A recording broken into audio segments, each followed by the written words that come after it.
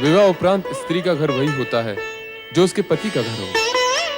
ये कैलाश धामी तुम्हारा अपना घर है, तुम यहाँ की स्वामिनी हो। इसका तात्पर्य ये कि विवाह उपरांत पुत्री का माता पिता से संबंध टूट जाता है, उन्हें विसार देना ही उचित है। मैंने अपने अपमान को तो विसार दिया, किंतु यदि वहां तुम्हारा तनिक भी अपमान हुआ तो वो मुझसे सहन नहीं होगा। यही सोचकर मैं तुम्हें टोक रहा था, किंतु जब तुमने जाने का निश्चय कर ही लिया है तो जैसी तुम्हारी इच्छा। पुत्र नंदी। जी प्रभु। अपनी स्वामिनी की इच्छा पूर्ति हेतु शिवगणों को साथ लेकर इनके साथ दक्ष यज्ञ में जाओ। जैसी आज्ञा प्रभु।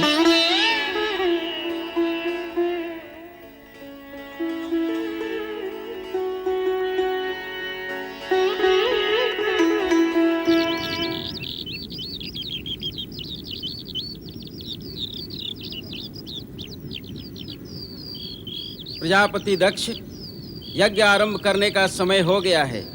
महारानी वीरणी को बुलवाइए। जो आज्ञा ऋषिवर। हरिओम तत्सत, हरिओम तत्सत, हरिओम तत्सत।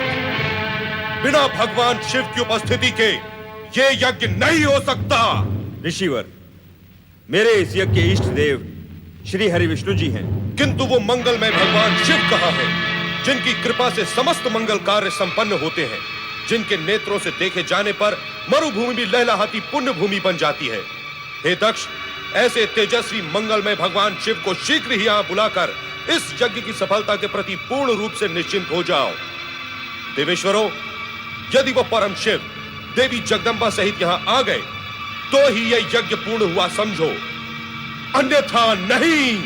ये मेरा सत्य वचन है। अपना सत्य वचन अपने पास ही रखो ददेच।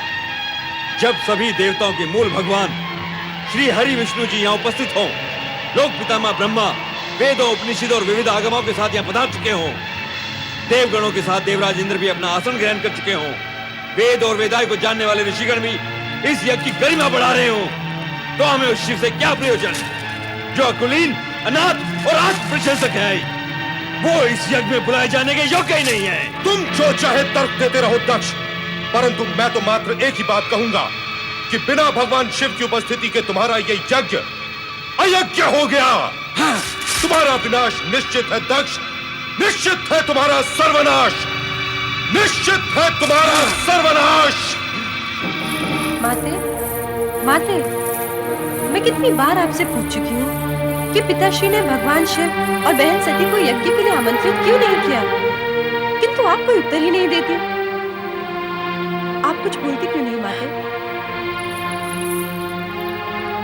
क्या बोलूं पुत्री, यही कह सकती हूँ कि विनाशकाले विपरीत बुद्धि।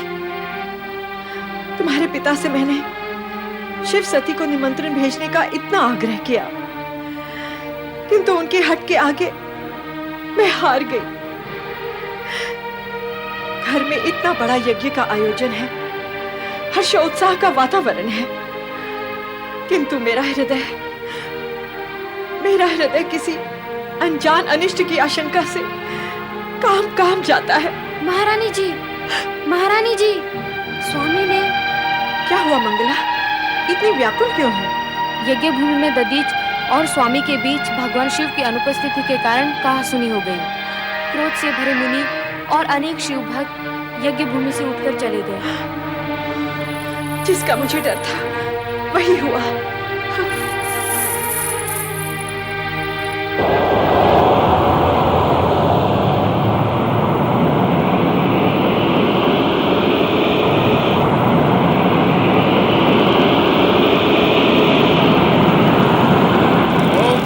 परमात्मने स्वाहा। ओम पराय परमात्मने स्वाहा। ओम पराय परमात्मने स्वाहा।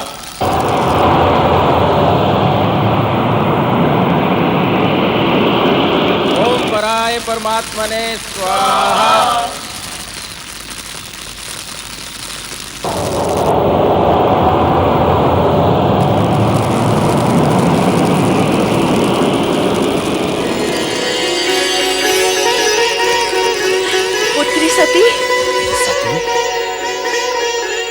सती, सती तुम आ गई?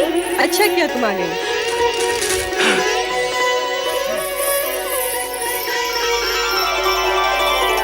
पुत्री सती, तुम आ गई। ये तुमने बहुत अच्छा किया। जब से तुम्हारी सब बहनें आई हैं, तब से मैं तुम्हारा ही स्मरण किए जा रही हूँ। आओ, यज्ञ आरंभ हो चुका है। आओ। मैं यज्ञ में सम्मिलित हो नहीं, ये पूछने आई हूँ कि मेरे स्वामी शिव शंकर को इस आयोजन के निमित्त आमंत्रित क्यों नहीं किया गया। पुत्री,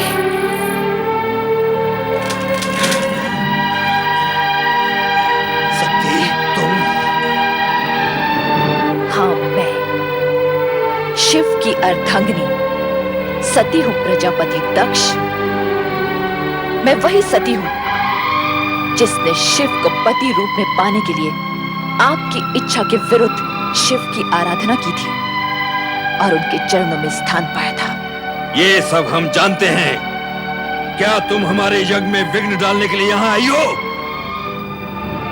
यज्ञ देवताओं में श्रेष्ठ भगवान शिव शंकर को आमंत्रित न करके आपने पहले ही विघ्न डाल दिया है पिताश्री। तो फिर आप ये झूठा दोषारोपण मुझ पर क्यों कर रहे हैं? हमने जानबूझकर तुम्हें और तुम्हारे उस भूतनाथ पति को निमंत्रित नहीं किया था ताकि तुम अपनी अनुचित चेष्टाओं से इस यज्ञ के पवित्र वातावरण को अपवित्र न कर सको।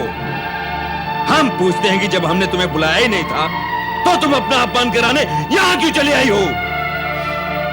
मैं आपसे उस अपमान के बारे में पूछने आई हूँ जो आपने मेरे स्वामी को नहीं बुलाकर किया है। आपका ये साहस कैसे हुआ कि देवों के देव महादेव को उनके यज्ञ भाग से वंचित रखे?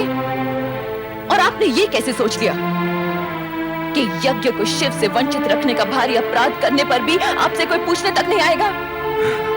मैं आपसे पूछती हूँ पिताश्री, जब आपने अपनी सभी अन्य पुत्रियों और जामाता को सहर्ष इस यज्ञ में सम्मिलित किया है तो फिर मुझे क्यों नहीं? मेरे पति